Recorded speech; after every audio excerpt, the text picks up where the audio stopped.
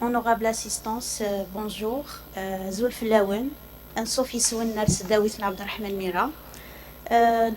Pour aujourd'hui, notre intervention sera sur les outils de transfert technologique. Cet article sera présenté par moi-même, donc Madame Mahmour, Madame Kharbachi et Monsieur Atmani. Donc, il faut savoir une chose, que par rapport à ces outils, et avant de les entamer, il est préférable d'identifier l'entrepreneur. Donc pour nous, l'identification de ce dernier devrait se faire dans des laboratoires, des hackathons, des POC, des living labs, contamination labs, des startups et qui peut se faire aussi par des compétitions. Alors, comme nous l'avons déjà souligné auparavant, donc notre cible, c'est des entrepreneurs académiques qui se présentent sous forme des spin-offs. Il faut savoir une chose, que ces spin-offs-là, elles ont été créées dans le cadre des universités, des laboratoires universitaires. On peut cibler des jeunes, des entrepreneurs qui sont issus des spin-offs aussi industriels, des entrepreneurs sociaux, des preneurs de décision et enfin des étudiants issus des laboratoires universitaires. Donc le processus commence déjà par une certaine innovation. Donc, pour pouvoir innover, on commence déjà par une idée. Donc, par rapport à cette idée, ça constitue bien sûr un résultat de la recherche qui sera concrétisé par un prototype et enfin un produit destiné aux clients comme une nouvelle technologie. Donc, pour votre attention, un prototype, c'est un modèle de travail d'un produit. Donc, il faut savoir une chose, afin de prendre des choix opérationnels, on fait référence à certains outils. Ces choix commencent déjà par plusieurs étapes d'analyse. Parmi ces étapes d'analyse, nous pouvons citer essentiellement l'analyse de la technologie, l'analyse du secteur privé ou bien du secteur d'activité qui constitue une étape primordiale, et enfin la dernière étape qui est l'étude du marché. Donc, un produit devrait passer par ces études-là. Alors, afin d'analyser cette technologie, donc on peut dire que derrière chaque produit, il y a toujours une technologie qui est issue d'un résultat d'une recherche. Donc, cette technologie est l'application soit des mathématiques, soit des sciences ou bien des arts au profit de la vie. Alors, certaines questions méritent d'être posées afin d'analyser cette technologie. Parmi ces dernières, nous nous intéressons beaucoup plus. Donc, déjà, quel est le niveau de préparation technologique? Donc, comme première question, quelle est la quantité de développement à mettre sur le marché? On s'intéresse aussi à l'état de l'art. La technologie dépasse vraiment les frontières. Quelles sont les nouveautés apportées par cette technologie? Et enfin, la fameuse question qui nous intéresse beaucoup, c'était est-ce qu'il existe vraiment des brevets? Donc, pour cela, nous pouvons nous appuyer sur un exemple. Ça concerne des nouvelles molécules antioxydantes ainsi que les matériaux polymères. Mais il faut savoir une chose, que pour les brevets, donc on devrait savoir une chose, que ces derniers constituent réellement des droits. Donc c'est des droits qui sont apportés. À cet effet, donc il faut savoir une chose, ces droits doivent être protégés, donc ils ne peuvent pas être ni commercialisés, ni vendus, ni utilisés, sauf s'il y a consentement, bien sûr, de l'utilisateur. Alors, à partir de là, donc, on peut savoir une chose, que les brevets sont régis par, bien sûr, des droits et qui concernent des droits territoriaux. Leur utilisation, donc, elle peut durer jusqu'à 20 ans, bien sûr, et cela à partir de la date de leur première utilisation. Donc, il y a certaines informations à rajouter par rapport à cette notion-là de brevet. Dans la réglementation algérienne, ils sont utilisés. Donc, il faut savoir une chose, que les brevets sont encadrés par une réglementation juridique. Et là, on s'appuie beaucoup plus sur des textes de loi.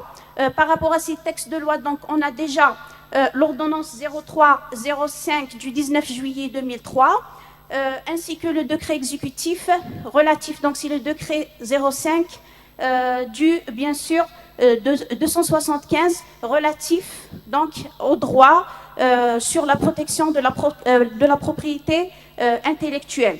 Donc là, je vous présente la forme donc d'un brevet.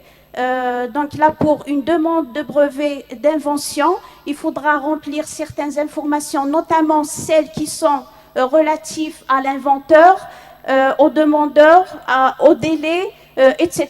Donc il y a certaines informations à faire introduire afin de réaliser tout ça. Là, j'accorde à votre petite attention certaines statistiques qui sont données par la direction générale, donc c'est la DRGRPS. Donc par rapport à ces statistiques, on a pour l'année 2018 donc 32 demandes de brevets. Ces demandes de brevets-là sont réparties. Donc on a en première position l'université de Blida qui s'occupe, donc qui chapeaute vraiment avec un pourcentage qui est un peu important. Donc on peut dire 20 demandes de brevets.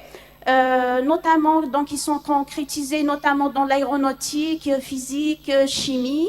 Et malheureusement, on retrouve l'université de Bijaya en 16e position, donc avec 3 brevets, notamment dans le domaine de la physique, de la chimie et de la physico-chimie.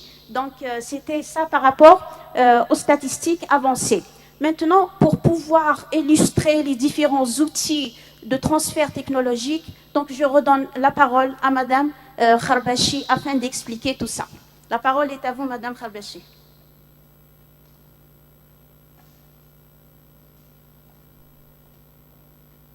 Donc, je remercie Madame Mahmour. Bonjour à ma chers collègues, étudiants, honorables assistants, invités. Donc, dans cette deuxième partie de mon intervention, on se basera sur les outils réellement de transfert technologique pour répondre à la question est-ce qu'il y a lieu de breveter ou de ne pas breveter. Quel que soit le profil de l'entrepreneur, comme elle l'a souligné, soit que ce soit un chercheur académique ou complètement une ressource issue d'un laboratoire de recherche au niveau des entreprises. Donc ici, analyser la propriété intellectuelle revient à faire une étude préalable, préliminaire, pour toute demande de brevet. Donc il y a lieu de voir la nouveauté de notre technologie ou bien de notre procédé technique que nous avons produit. Là, il y a lieu de faire 2 étapes. La première étape consiste à positionner notre technologie par rapport à ce qui existe en respectant la revue de littérature. Et la deuxième étape, c'est l'identification des attributs techniques que nous voulons défendre à travers notre technologie, que ce soit produit ou service. Donc là, il y a certains outils qui sont disponibles sur le net, qui sont gratuits. On a l'extension de Google qui est Google Patent. Nous, en tant que chercheurs, nous utilisons beaucoup Google Scholar, mais ici, pour faire si on veut, par exemple, décider de breveter notre technologie, notre compétence ou savoir-faire, on peut se référer à Google Patent afin de voir si vraiment notre technologie, notre valorisation de cette recherche que nous défendons, elle est d'actualité ou pas, où elle se situe où, quels sont les pays qui la protègent, quels sont les pays qui ne la protègent pas, est-ce qu'elle a été commercialisée auprès d'une entreprise, d'un autre organisme de recherche, etc. Donc, mis à part Google Patent, il y a ce qu'on appelle ESPACEnet, que je vais montrer en détail par la suite.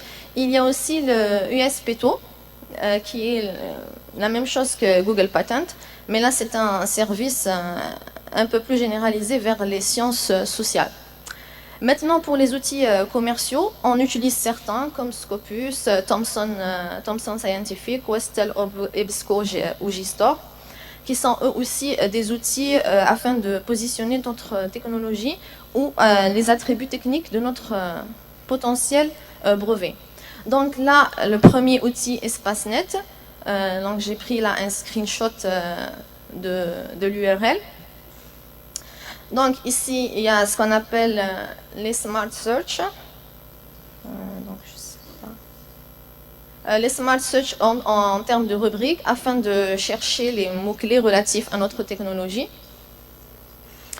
Dans la base de données, il y a lieu de mettre certaines références, comme par exemple si on a une idée quelconque sur le nom d'un inventeur qui est déjà passé par cette technologie-là, un nom d'une entreprise ou d'un organisme tout autre de recherche et développement. Sur cette base de données, on peut procéder par une recherche par mots-clés, comme je l'ai souligné. Comme on peut aussi identifier ou bien situer, si on veut reprendre les termes exacts du brevet, les dates de publication afin de voir la nouveauté ou rester un petit peu dans l'actualité. Donc on a les noms des applicants, ceux qui commercialisent, les noms des inventeurs et la classification européenne et la classification internationale de ces brevets-là. La deuxième question à se poser, c'est qui sont les acteurs principaux qui défendent cette recherche fondamentale et cette recherche appliquée. Donc là, il y a deux méthodes. Soit on part sur une revue de littérature en utilisant EspaceNet afin de positionner notre recherche, de la situer dans un espace-temps, ou bien une analyse de brevet. Là, il y a d'autres instruments qui s'ajoutent à la liste précédente, notamment Google Scholar et Patent Database. C'est deux grands moteurs de recherche. Là, la deuxième, c'est de trouver les titres. Par exemple, si on cherche dans les polymères, ce qu'elle a initié tout à l'heure dans l'introduction de la technologie, les polymères ou les antioxydants, là, ce n'est pas un mot-clé, mais c'est un concept, donc il faudra lui rajouter d'autres mots-clés.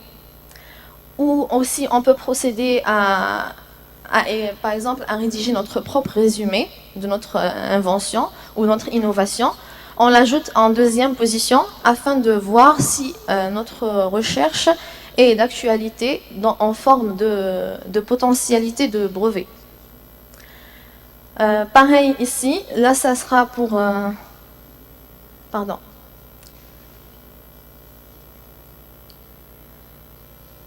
Ah, je reviens en arrière. Donc ici, afin de chercher les principaux acteurs, il y a lieu de faire rentrer soit une liste de noms et prénoms des différents auteurs que nous avons vus à travers notre revue de littérature, ou tout simplement certains organismes, par exemple l'Institut Pasteur, comme je l'ai souligné en exemple. L'avantage d'utiliser ces bases de données-là ou ces logiciels, c'est de faire une cartographie de technologies. C'est ce qu'on appelle des technologies MAP. Là, j'ai repris un petit peu l'exemple italien, puisque nous trois, nous étions aussi bercés dans un autre projet qui est semblable à celui-là, pour défendre un petit peu la propriété intellectuelle, les brevets. Donc c'est l'automotive, enfin, dans le secteur des véhicules, des engins. Donc ici, en principal cercle, en rouge, on trouve Automotive Applications. Ce sont tous ceux qui ont déposé des brevets récemment. On peut dire le cercle bleu est relatif à la première décennie, c'est-à-dire de 2019 à 2009, ainsi de suite dans le cercle rouge. Là, on peut retrouver les acteurs selon leur pays d'origine, ou bien les acteurs selon leur secteur d'activité, ou carrément selon leur spécialité. Donc ici, ça joint un petit peu le rôle ou bien la mission du bureau du transfert technologique. Bon, il faut savoir une chose, que les bureaux de transfert technologique, ce n'est pas du copier-coller. On ne peut pas les adapter à n'importe quel contexte, puisqu'il faut les contextualiser. Donc ici, j'ai un petit peu repris le bureau de transfert technologique de MIT, parce que c'est lui qui est classé le premier au monde. Donc ici, ça relate un petit peu tout ce que j'ai dit précédemment par rapport aux outils, et répondre explicitement à la question, pouvons-nous ou bien devrions-nous breveter notre recherche ou pas? Puisque le brevet, il faut savoir, et c'est ce qu'on va le voir tout au long de ces deux journées, on peut carrément licencier notre technologie, c'est-à-dire la vendre afin de la commercialiser, ou bien la rendre défendable à travers une propriété intellectuelle par rapport à notre personne, c'est-à-dire l'inventeur. Donc il y a certaines mesures, si vous voulez, de brevets à l'international ou à l'échelle nationale. Donc là, c'est pour reprendre un petit peu les deux interventions de M. Aouzia et notre intervention. Qu'est-ce qu'il y a lieu de retenir? Il faut tout d'abord retenir 4 étapes essentielles. La première, c'est d'identifier l'environnement. Quel marché? Parce que c'est important de connaître le marché que l'on cible à travers notre invention. Et quelle technologie ou quelle est aussi la propriété intellectuelle à défendre. La deuxième, c'est retrouver un petit peu puisque les bureaux de transfert technologique ou bien les bureaux de transfert de compétences, quand on soumet par exemple une idée à breveter, il y a lieu de voir son taux de technologie, son taux de redondance technologique. C'est ce qu'on appelle en anglais the transfer technological redundancy. C'est voir un petit peu la propagation de notre technologie dans un marché, dans un pays ou dans un secteur d'activité. La troisième, c'est défendre l'offre du marché, notamment à travers la construction d'un portfolio de propriété intellectuelle, des espaces de collaboration entre universités et entreprises, c'est-à-dire un petit peu valoriser l'écosystème entrepreneurial et ajouter de la valeur ajoutée de développement. La quatrième, c'est identifier des routes appropriées, c'est ce que j'ai défendu tout à l'heure, à travers soit les licenciements, soit la création de start-up, de spin-off, etc. Donc il faut vraiment réfléchir à comment breveter notre propriété intellectuelle, comment la rendre visible au niveau du marché. La cinquième, et c'était, on peut dire que ça rejoint un petit peu la quatrième, c'est trouver les fonds nécessaires pour l'innovation. C'est ce que vous avez posé comme question tout à l'heure. Et moi, je reste un petit peu perspicace et perplexe, oui, au niveau du financement, parce que c'est vrai qu'il y a l'Agence nationale pour l'innovation, mais elle finance seulement les laboratoires de recherche. Elle ne touche pas à l'innovation concrètement dite. C'est-à-dire quand on a un problème de propriété intellectuelle, penser à breveter, mais après comment financer? Il faut savoir que ce n'est pas gratuit. Donc là, il faut vraiment repenser le financement de ces potentialités de propriété intellectuelle. Merci et sur beaucoup, ce, je collègue. vous remercie. Merci beaucoup, cher